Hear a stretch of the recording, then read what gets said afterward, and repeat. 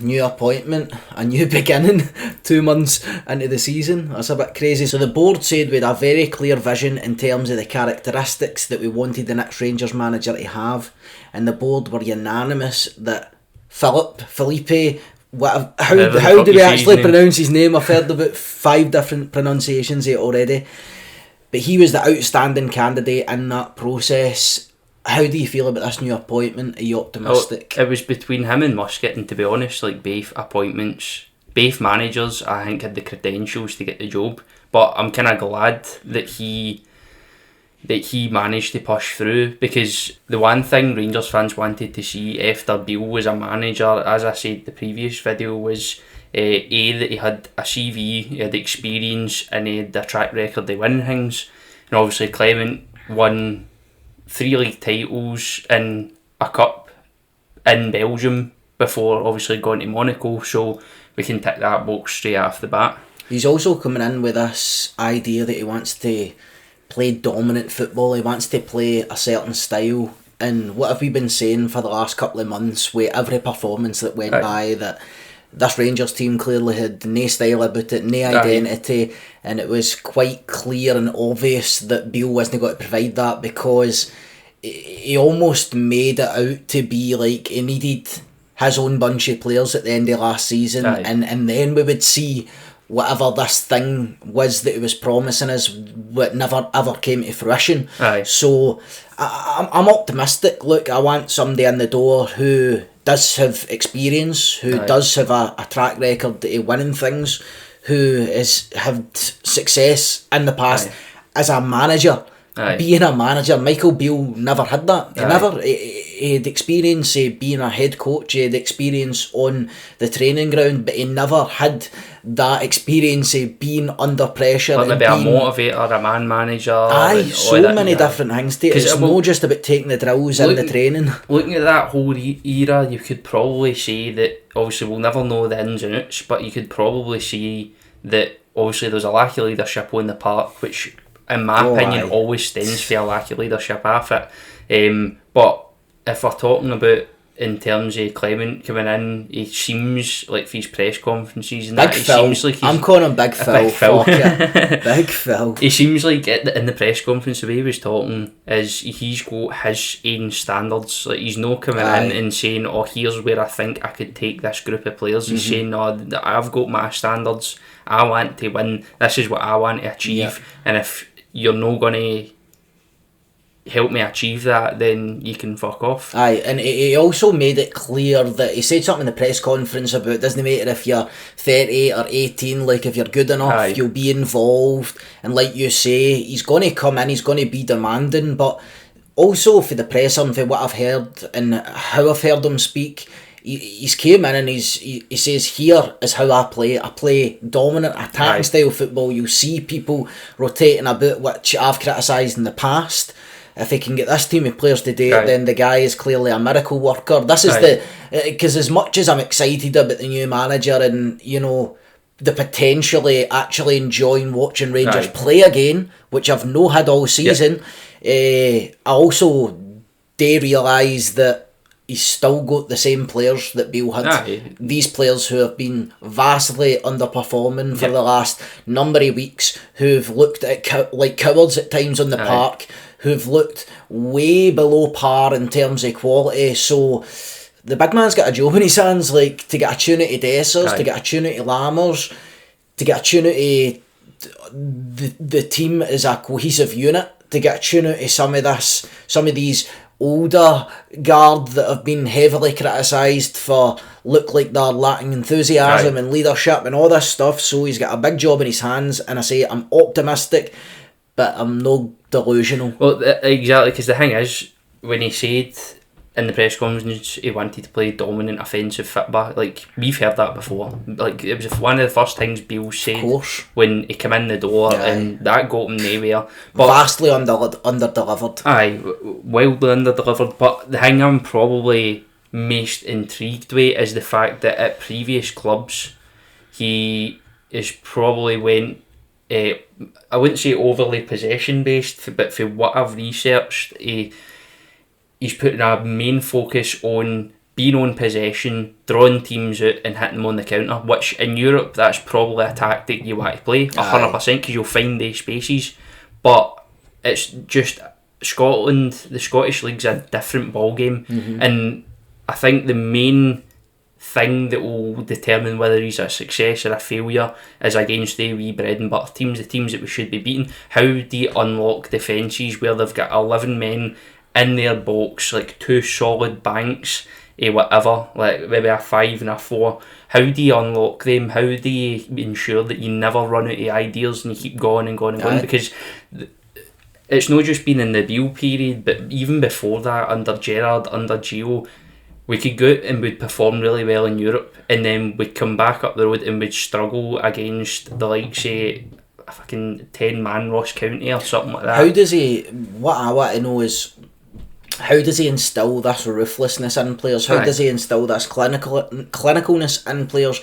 Because regardless of how bad Rangers play, we will dominate the ball. It's a given. No in Old Firm games, no in Europe. But in the majority of our games, we will dominate the ball and teams will allow us to do that. So, see coming out of a game and having 70% success, 70% possession, that's no victory for us because we know that teams are going to gift us that. The problem is we've been watching this mundane, this boring style of possession-based football that's had no cutting edge to it, no clinicalness to it. So what I want to know is, how does this man, with the players that he's got at his behest, turn it around and make them a team killers, people who are ruthless in front of goal, people who are hard and winning the ball back, people who look like they honestly want to be on the park, because we've been lacking that severely. I mean, if you look at it in a perspective of, like, simply because possession's no really it's not a problem for us. We're always going to have possession when you just boil it down to what we do with that possession. Because before, again, when it comes to possession-based football, we've seen it for years now, where we're passing the ball out, maintaining possession, dominating the game in that way. But the main problem is that we're trying to do what big European teams do and walk the ball into the net, because that's what football's like nowadays. You don't see many big fucking comes for the Barcelona tiki-taka era, where Barcelona, but I think people correlated Barcelona's success with the fact that they controlled the ball, but you've got to remember that whenever that Barcelona team that Pep managed lost the ball, they worked their balls off to win it back instantly. So that's why they controlled possession, and they had Messi, Xavi and Iniesta and the like. They had the players that you could probably say, right, we can sort of keep the ball and look for an opening, because we know there's going to be an opening, because you've got the players to work in such tight spaces. And what about their off the ball work as well? This is something that I heard him talk about in the press conference as well, that I think when he was talking about how you're going to see players move and rotate and things to that effect, it immediately struck me that we need someone in here who can work players, not just when we have the ball, but what are the rest of them doing when they're off the ball, because that's where we've looked so lost for ideas as well. Completely flat-footed. Like, completely, especially under Beale. It came to a head with Beale because not only we were creating chances, but I reckon a lot of the games we were relying on individuals. We were relying a lot on Todd Cantwell, we were relying a lot on good performances for Raskin. One player's not going to cut it. No. We've said it, we've seen one or two good performances for the likes of Butland and Seema, but it's not enough. No. Like, I would much rather a team of 11 players who are lesser quality but worked well together than a team of 9 individuals who were shit and 2 folk who looked pretty good. Because that doesn't win you that doesn't win you leagues in the long haul, doesn't win you cups in the long haul. It gets you in situations and positions that we find ourselves in the now. Well, the thing is, that's the whole thing is, like, I want to see what Clement can bring in terms of a system, because we've been there now with a manager that wanted to play far too fluidly. The rotations were a bit wild, the subs were a bit wild, and every time you watch the game, and you could pick out any individual apart from Jack Butland obviously and say, I don't actually think he knows where his ball is, what direction to go. He doesn't know his best pass. He's no scanning. Obviously it's going to be a struggle. It's going to be a struggle for other players, and off the ball as well you could tell that there was a lack of understanding of a system there, because if you see if a team's coached well and they understand the system the managers want to play, you're going to see that off the ball more than anything. Because players know where to be, players know where to stand, players know when to expect the ball. It's something we've neve seen with Beale that I'm really hoping is one of the first things that's drilled into the players right off the bat. When players do know what they're doing when they're knowing the ball, they're much more willing to work off the ball with the intention of getting on the ball. Whereas when I've been watching Rangers this season, I'm not looking at individuals off the ball and go, so let's take Raskin for instance, right? He comes in the door, he's got big ambitions, have all the ambitions in the world, right? But see, when you're out there playing for the team that you're playing for currently, I should be watching the game and thinking, this wee guy just wants on the ball constantly. Like, he's working his balls off to find open spaces. When he gets the ball, he's give and go, he wants it back. He especially for your midfielders, this is what you want. But you're too happy going to Barisic and Tav and say, here, yous have it, right? In these less dangerous areas and just run up and down the wing. Seen enough of it. The thing is, like, Raskin, I feel like at the start when he first came in, did show that. He did show it, but something just changed where I think Beale wanted to bring Tav and Barisic into the game far too much, and I think the two of them were doing too much, and for that reason that's how they were getting coached so high up the park, because teams knew what to do. Right, well, Barisic is up the park, Tav's up the park, let's just hit them in the counter. You know you're out ball when you're playing against Rangers, don't you? Well, right into the both full-back areas where nobody's going to be there. Exactly, you're going to be, on the counter you're going to be at least man for man, so why would you know? Again, Beale wanted to play that way where he'd kind of seemed like he wanted intricate passing to again draw teams out and then hit them in the gaps.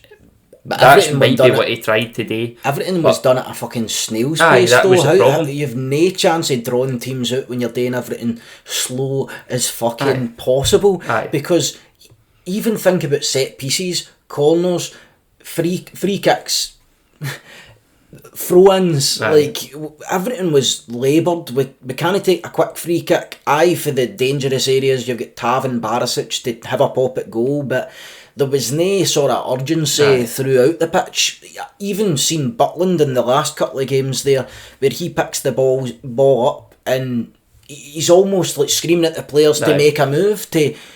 You shouldn't. I remember playing boys club where you maybe had a few players in the park who were a bit more demanding, taking it a bit more seriously, and they done the screaming at the other players, saying you need to be in this position or you need to start asking for the ball. You shouldn't need to do that at a professional level. No, see, as soon as Butland gets that ball, his two fullbacks should be wide. The centre, the midfielder should be dropping. Everybody should be available to take the ball off him, but it looks like everybody was just walking about with their head down, no interested, deject, and it showed. And then that just kept mounting, creeped into the fans, and then all of a sudden you're 2 months into the season and you get beat 3-1 at home off of Aberdeen, and there's fucking boos ringing through it. There's boos ringing through at the stadium at half time, which is a tragic state of affairs. Well, another thing as well, like one of the first pictures Clement posted was him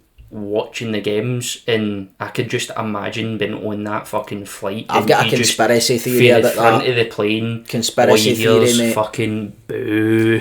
Conspiracy theory was actually watching something half interesting on Netflix, and his PR person is just photoshopped like a screenshot for the Rangers, and because fuck me, that must have been a dreadful flight if he was watching our games, man.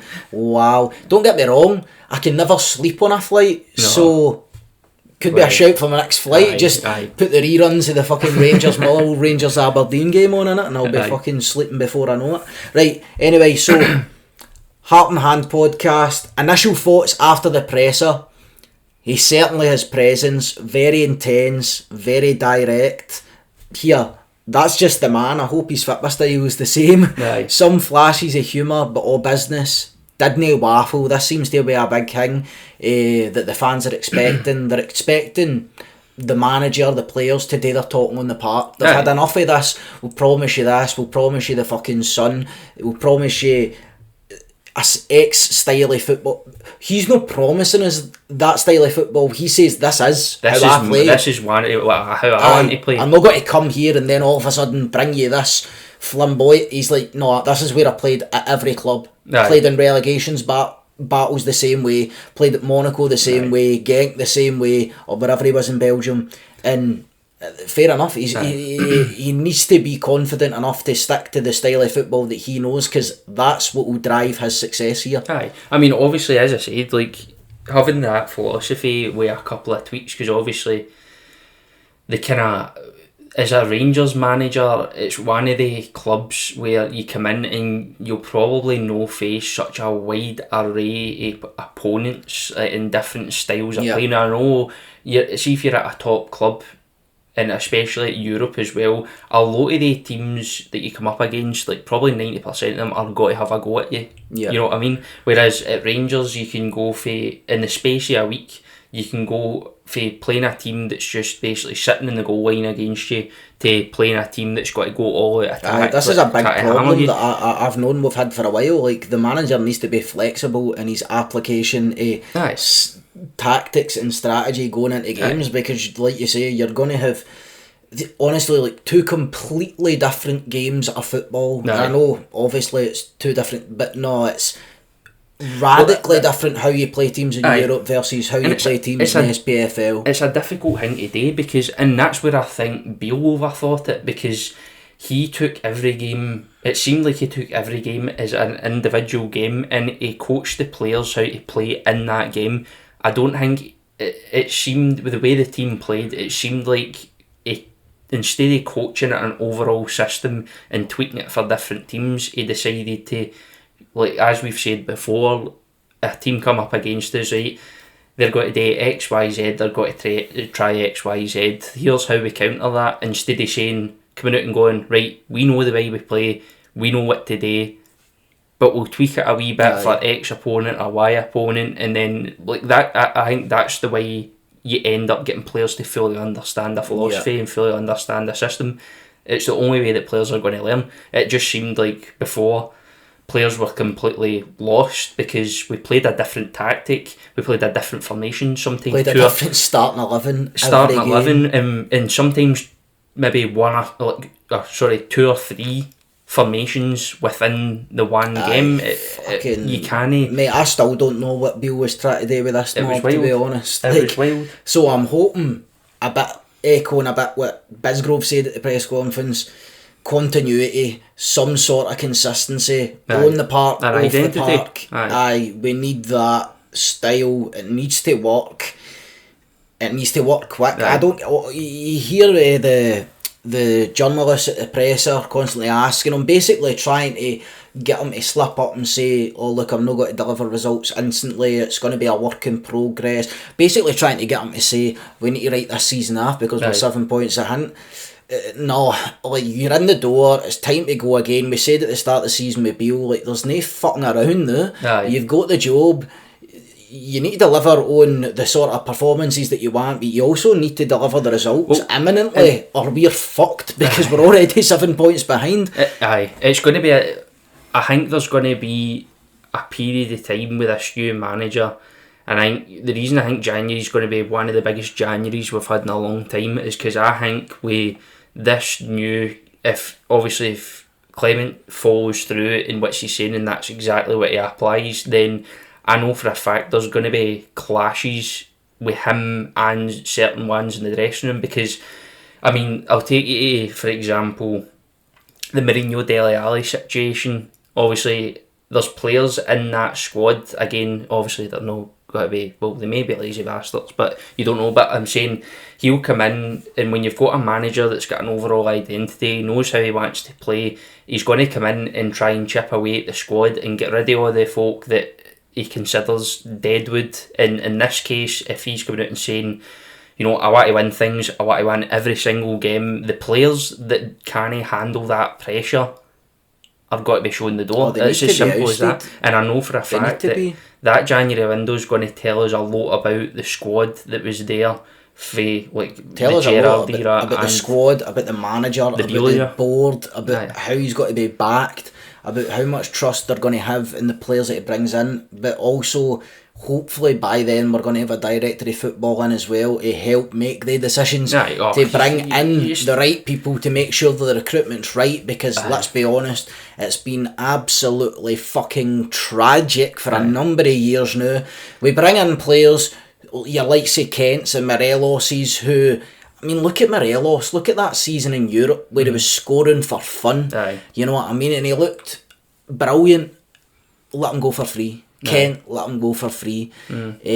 So many fucking wrong decisions being made at a player trade model level, you know what I mean? Well, that's the thing, which we can't afford to do. No, when you get rid of a director, I'm all for a director of football nowadays, because there's so many aspects of recruitment now that having a manager, and Bill's the prime example of this, having a manager take on the responsibilities as well is just, you're spreading yourself far too thin. Especially when you've never done it before, mate. He's never managed a team before, and then he's coming in and been asked to wear a fucking 100 different hats. It was destined to fail for the start, but we just kind of bought into this idea, and I think it's the nostalgia for the Gerrard era, to be honest, that caught us off guard. I mean, Bill set his sell very well. He came in, he spoke in a way that had a lot of fans kind of buying into things really, really quickly. But again, I think one of Bill's biggest mistakes was probably, I mean, I don't know the ins and outs, I wasn't there, but taking on a lot of the going to meet players, and I know managers go and meet players, but taking a lot of extra responsibilities, like just concentrate on the football, just the football. That's what you're here today. Man management, football. Get results. That's it. So, looking forward to the next fucking couple of months. Hopefully, we can have some positive momentum heading into Christmas and the new year. Can't afford to slip up. And look, I'm just looking forward to hopefully been able to sit down and actually enjoy watching Rangers play, because every game for the last couple of weeks I've dreaded it, I've had to struggle through it. Folk, I'm pretty sure, have been leaving the stadium at half time, can't handle watching that garbage that was going on, ultimately led to us getting booed off the pitch. Here's hoping that it turns around. And I would like to say, I've said it 100 times, but obviously time's like the most important thing for Clement, because not only has he got to come in and build his own squad, but he's also got to fix the fuck-ups, fix the mistakes. And I reckon my prediction is, like, also I'm not writing off the league or any trophies this season, I'm not writing any of that off, it's still entirely possible, but in terms of implement that system, it's going to take, it would take a couple of transfer windows, or a transfer window to bring in his own players, but it's going to take maybe 1, 2, 3 transfer windows to fix the fuck ups themselves, because now we've got players under big contracts that come in for big fees that are going to have to, like, I know you'll probably say, oh, doesn't matter how much you come in for, if you're no good you don't play, but at the same time, do you want to leave a £4.5 million player on the bench? Well, or the manager says basically what he's here today, first and foremost, is to try and get a tune out of the folk that are already in the building. And ultimately he needs to, because he can't do it. We're in the middle of October. He can't go out and sign players. You'll be lucky if he signs a couple of players at January. You know what I mean? Like, it's just the matter of fact about the situation. He's going to need to first and foremost get a tune out of these players, pick the right people, employ the right style, and try and work with what he's got. And I really hope that these players who we've been so critically deservingly can turn it around and can actually show that they are of decent quality. I know it sounds crazy to say that, because what we've seen so far has been utter shit. But hopefully things can change and he can turn it around and fucking get a tune out of these dicks. So if you enjoyed the podcast, make sure you to like and subscribe, and also remember as well, we have now got channel memberships for the BlueSea YouTube channel. So it gives you a wee bit of extra benefits, and also it allows you to support us as well, because without you we wouldn't be able to put more time, more funds, more energy into the videos. So definitely have a look at the memberships for the channel. Also, if you're on iPhone and you can't see the wee join button, the link's in the description as well, along with our socials, and we'll see you next time.